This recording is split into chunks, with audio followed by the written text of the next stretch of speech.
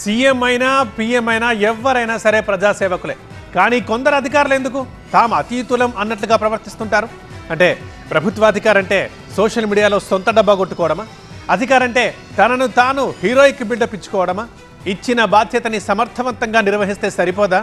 దానికి social media గ్లామర్ని కూడా జత చేయాలా? వీళ్ళు ప్రజాసేవకుల ప్రచార ఆర్భాటం కోసమే వచ్చిన పెత్తందారులా అన్న ప్రశ్న ఇప్పుడు ఒక మాజీ ఐఏఎస్ నుంచి వస్తోంది. ఐడెంటిటీ క్రైసిస్ లో కొట్టుమిట్టాడే ఒక బ్యాచ్ ఇలా తనని తాను ప్రొజెక్ట్ చేసుకునేందుకు అసలు పనిని వదిలేసి కొసరు పని పట్టుకుని ఊరేగుతున్నారంటూ ఒక పెద్ద విమర్శ ఇప్పుడు కొందరు అధికారులపై వస్తోంది.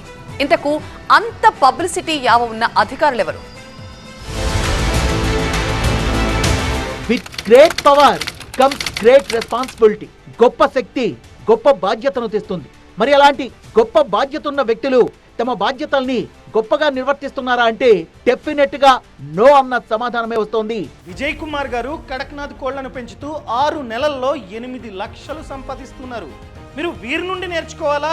అయితే ఫ్రీడమ్ యాప్ ని డౌన్లోడ్ చేసుకోండి.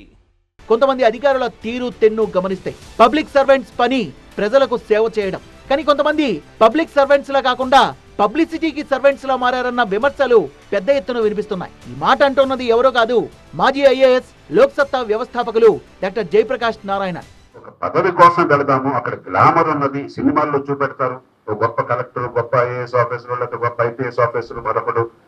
ఈ పిచ్చి గ్లామర్ కోసం వెళ్ళబోకండి, ఎందుకంటే మూర్ఖత్వం మరొకట్లేదు.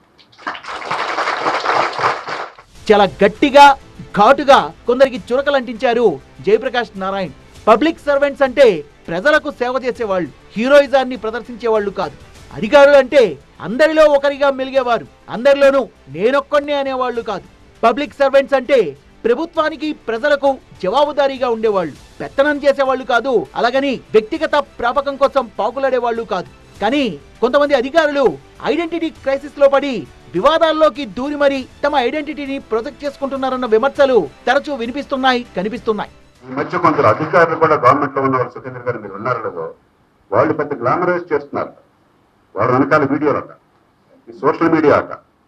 మరి మీరంతా ఎలా సహిస్తున్నారు నాకు అర్థం కావట్లేదు. పరిపాలనా యంత్రాంగం మన దేశంలో ఎనానిమిటీ, ఊరు మూసుకుని నీ పని నువ్వు. అందుకే జీవితకాలం రక్షణ ఇచ్చాం వాళ్ళు. ఒకసారి చేరాక పనికి మాలిన గాడిదలను కూడా కాపాడుతున్న 67 వచ్చేదా. అధికారులు తమ పని తాము చేసుకుంటూ పోతే గౌరవం, హుందాతనం. అలా కాకుండా హీరోయిజాన్ని ప్రదర్శిస్తూ పబ్లిసిటీ పిచ్చిలో పడి కొట్టుమిట్టాడితే ఏమవుతుంది? అసలు ఇలాంటి వేషాలు వేస్తుంటే మీరేం చేస్తున్నారు సార్ అంటూ అక్కడున్న ఓ ప్రజాప్రతినిధిని ప్రశ్నించారు కూడా. ఎందుకో తెలుసా? Punishment to an individual officer is punishment to the government it self అని చెప్తుంటారు. ఒక అధికారి అపరాధైతే అంతిమంగా శిక్ష అనుభవించేది ఎవరు? ప్రభుత్వమే కదా. ఇదే ఆవేదన జయప్రకాష్ నారాయణ్ మాటల్లో వినిపించింది. పబ్లిసిటీ యావలో పడి అధికారులు తప్పులు చేస్తుంటే అంతిమంగా మరక ప్రభుత్వానికి అంటుకుంటుంది.